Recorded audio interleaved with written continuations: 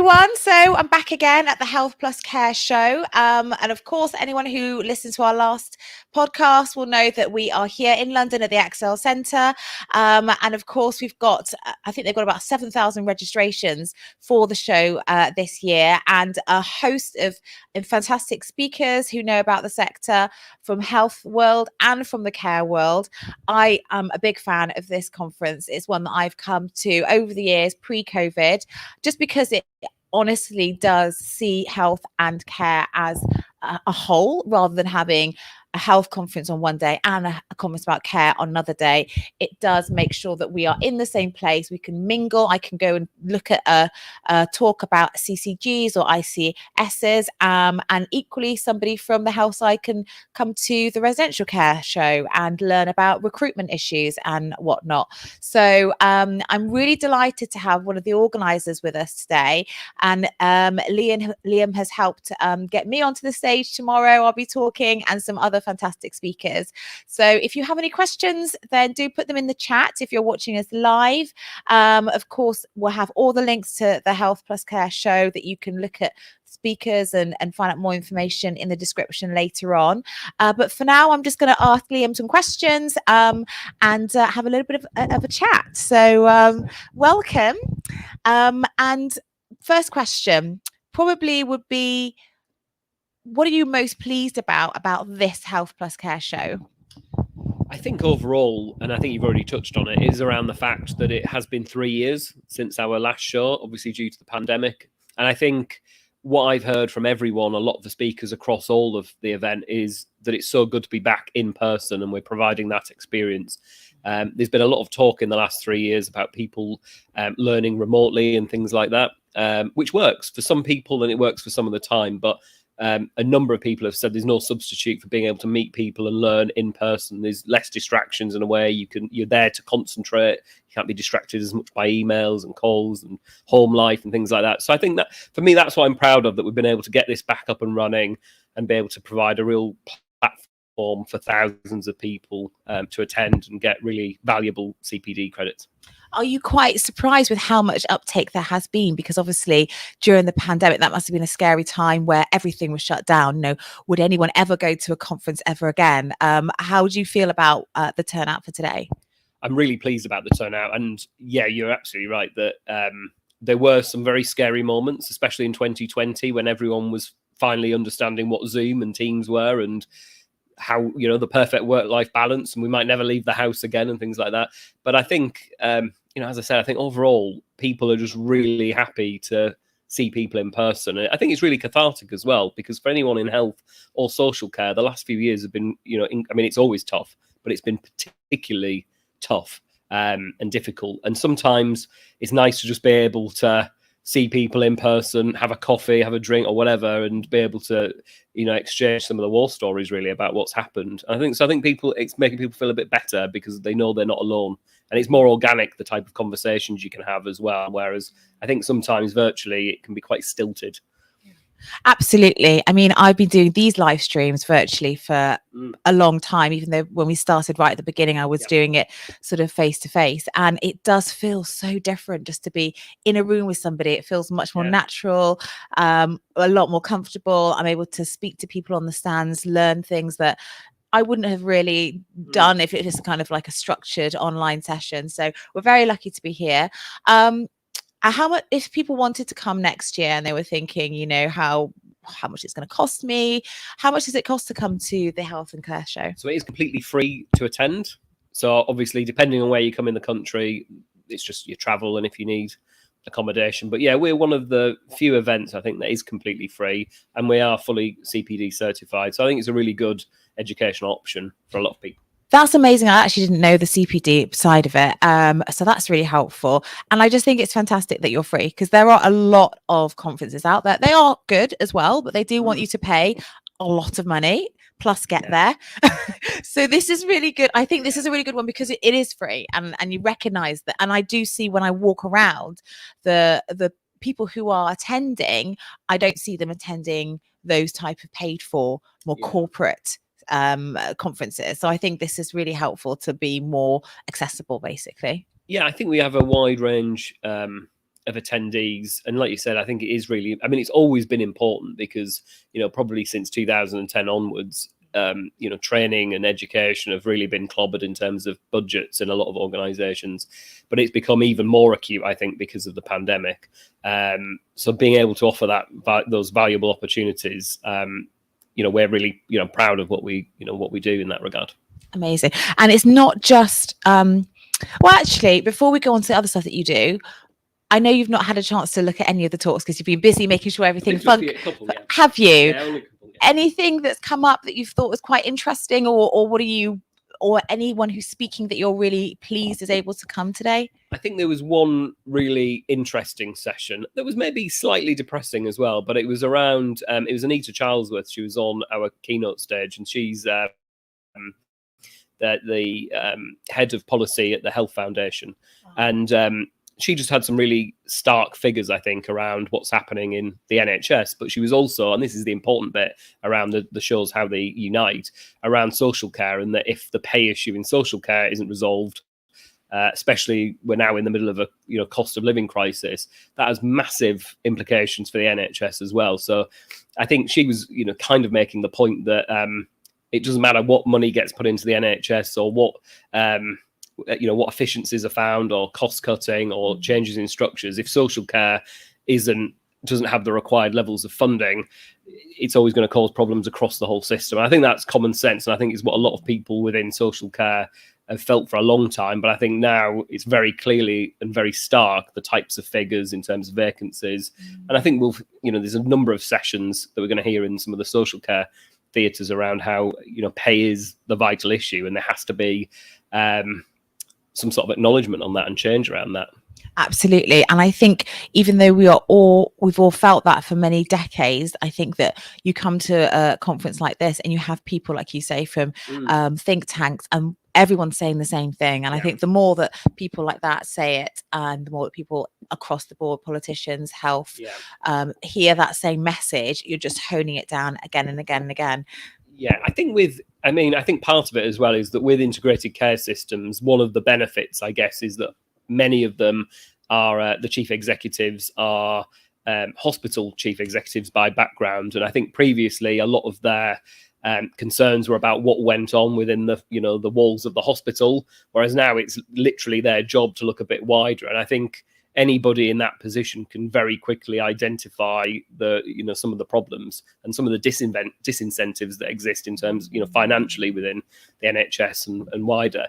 So I think it's benefiting definitely the fact that integrated care systems are slightly more attuned to what's happening in social care and recognise that they need to be getting a little bit more involved and provide more support and work more collaboratively across the whole system. So I think there's some green. I think at the minute, especially with the cost of living crisis, it is a little bit depressing, but I think you can see the green shoots of something a little bit more positive if the right decisions, I guess, are made also in government.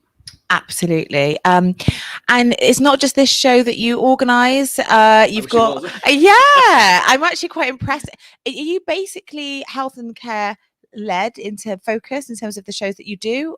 So I work completely on healthcare events, everything from best practice, which is for the general practice community, so doctors, we have Therapy Expo, which is for chiropractors and physios and sports therapists. So it's interesting because you get to see all the different parts of the health and social care system and what's happening. And, all of them have their own challenges and pressures. I mean, dentistry even as well. So we cover the full range, and it's really eye-opening to see what's happening in all different aspects of the system.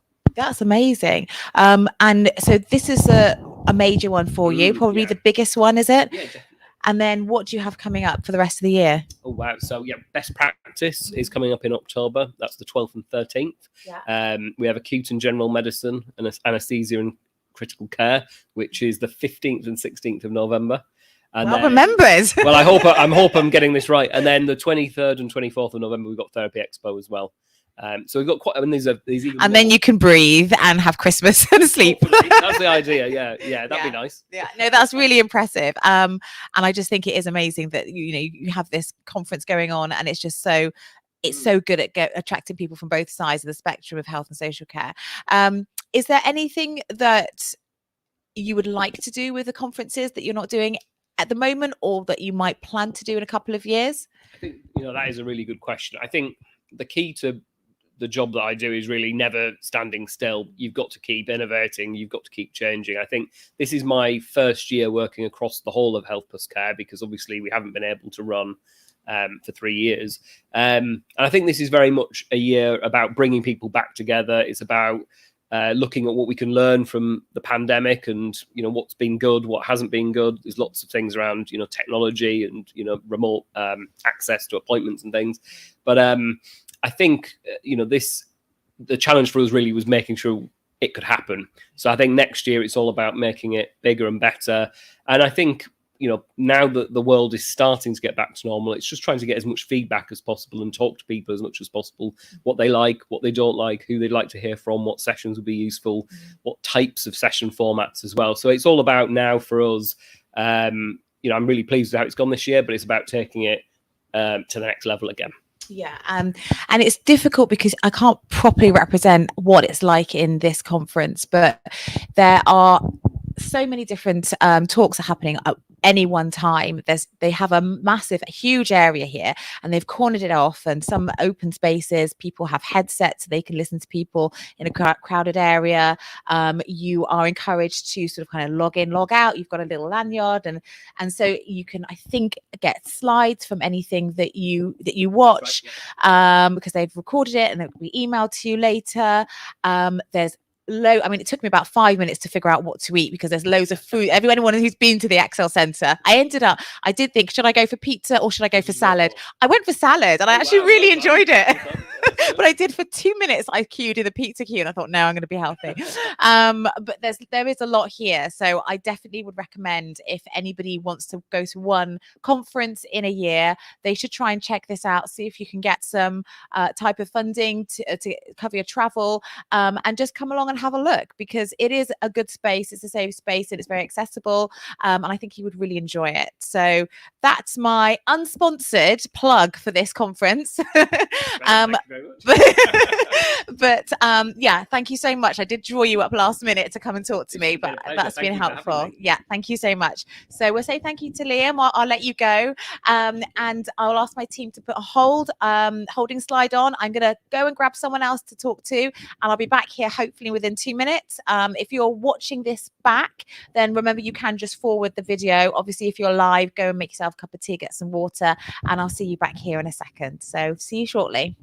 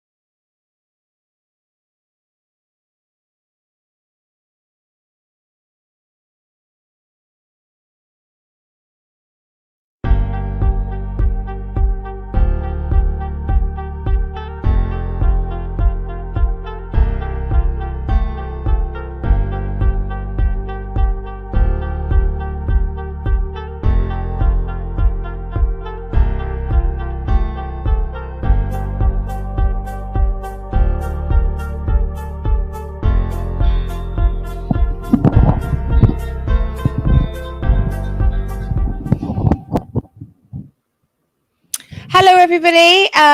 Back again, and we are still at the Health Plus Care show in London, Excel Centre.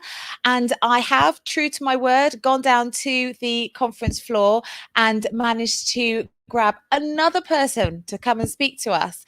But this time, because we did talk about digital technology earlier this morning, we actually have someone who is doing the technology. So this is going to be really interesting because we're going to find out how technology could potentially change how someone is supported, what it means for their loved ones, what it means for them. And of course, if you are joining us live, do ask questions. But if not, that's absolutely fine. You can still post some thoughts on the chat, and I'm sure that they'll see them as well. So I don't know much about this organization, so I'm going to be asking the basic questions, hopefully that you'll all want answered. But first of all, I'm going to ask our lovely representative of MyCare. MyCare, lovely. If you could introduce yourself, please. Sure. I'm Kelvin Summergum, the CEO and founder of MyCare. Great. So when I popped down to the conference floor, I was quite impressed by what you had there. You had all the screens, and one of your representatives said that you basically can monitor quite a lot of what someone's doing in their house, and their relative or whoever needs to know that information can receive that information. So can you just go back to basics and tell me kind of what it is that you do? Yeah, sure. I'll be careful using the word monitor because our solution is designed to support the elderly person in their own house. The idea is, how can we help them to stay longer in their own home? You work hard, you pay your mortgage, and at the time you get to enjoy your house. Your children, because they're worried about you, they move you to a care home, and that's not what you want. But there's a different cycle of care. At some point, you will end up in a care home. We all know that. But what we try to do is, at the point where you're staying in your house, how do we make it a safe haven where you're connected to your loved ones? But we also support you by way of digital therapeutics. If we need to help you to sleep better, we play some sleep meditation, we tell you some bedtime stories, we help you to remember taking your medications and exercise. So it's really our solution. And her name is Monica. It has been developed to be like a digital health coach for the older adults. Okay. So this thing talks to you and it plays music and it has a name. So this is making me think about Alexa. So is that the inspiration if you were trying to help people understand the concept? Is that a good starting point? You've used the word inspiration. So the inspiration really is, I lost my grandmother and my father from a fall when they were alone. And this is why I basically quit my job to focus on building a technology, because the idea is what we went through as a family after losing our loved ones. I just didn't want anybody to go through this. So that was the inspiration. But what we did was we spent around 18 months just working with older adults, have a cup of tea, really understanding what is it they are likely to adopt, how they will interact with the tech, because as we know, older adults, they've got technophobia. It's very difficult for them to adopt technology. Typically, they would say to me, Kelvin, I've been through the Second World War. I didn't need internet. I didn't need a smartphone. I don't need it now. But the idea is, how do we create this ultimate companion to help them and support them living alone at home and with their independence? That is really interesting. And I mean, what you're describing, to be honest with you, I'm not great with technology and I love all the things you've been saying. I mean, I feel like as a person who doesn't need care yet, I could do with what you're talking about. But obviously on your stand, you did have the equipment and I was able to visualize, how it looked. Can you give a bit more detail about what is the equipment that would be used to facilitate this? Is it like a tablet? Does the person kind of like looking at the information outside the home have an app on their phone? How does it operate? So all the interaction between the older adult and the tech is through a cube. There is no screen, there is no smartphone, because we didn't want to add more complications in their life. All they need to do is to have a chat. And Monica behaves like a companion, like a carer. And the the way that Monica interacts with them has been through a lot of training, because Monica will talk with in a way that will help the older adult not feel patronized, but make sure we maintain dignity as well. And throughout the day, sometimes Monica would say a joke, because the other huge issue that we're trying to address here is loneliness. Because the worst you can do to a human being is like solitary confinement. So when they are alone at home, especially post-COVID, they don't want to go out anymore. So this is where we come in. We keep them entertained. It might be simple things like Monica will ask them, during the Second World War, what were you doing?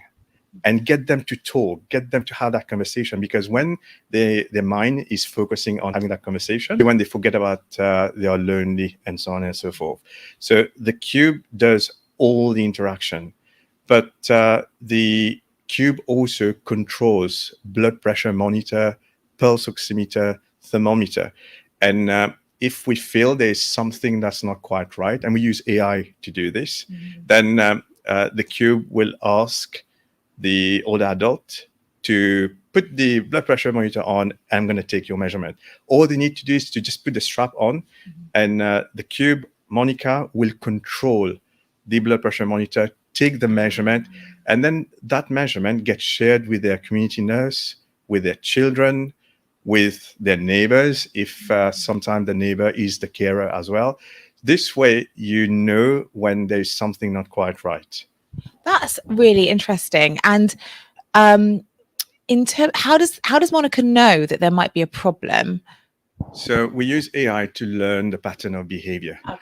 The time you wake up, the time you have your lunch, the time you go to bed. But all that information is kept by Monica itself, because this is where we said we're moving away from this monitoring or surveillance, because they don't like to be monitored. And we take a lot of insights from that data to learn the pattern of behavior, which we call the activity of daily living. I'm still confused though. How do you get to know the pattern of behavior? Does Monica have like sensors, or is certain things connected to like the I don't know, the kettle or the door, or so the front door has a sensor. Right. Every room has a sensor that monitors the temperature of the room, movement in the room, whether the light is on or off, the level of humidity as well. Because during winter, sometimes they don't want to put the heating on because they want to save electricity. They end up with hypothermia. So we make sure things like this doesn't happen. If it's too warm, we pick the temperature of the room, then we motivate them to hydrate. Otherwise, they get dehydrated, they'll have a fall. This is going to be catastrophic. And how long have you been going for? We've been going for 4 years now. And what's the uptake?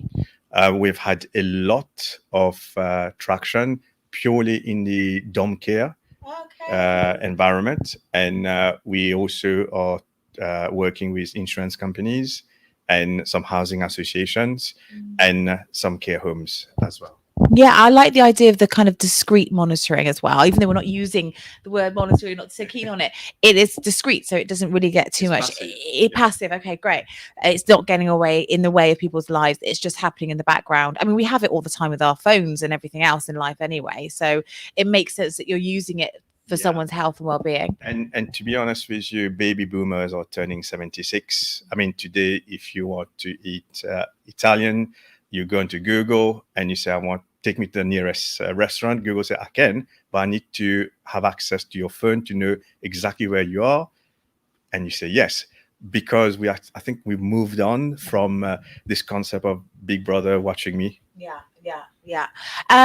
That's really interesting. And do you work in certain hotspots across the country, or have you got any uptake that's particularly high, like in London or anywhere?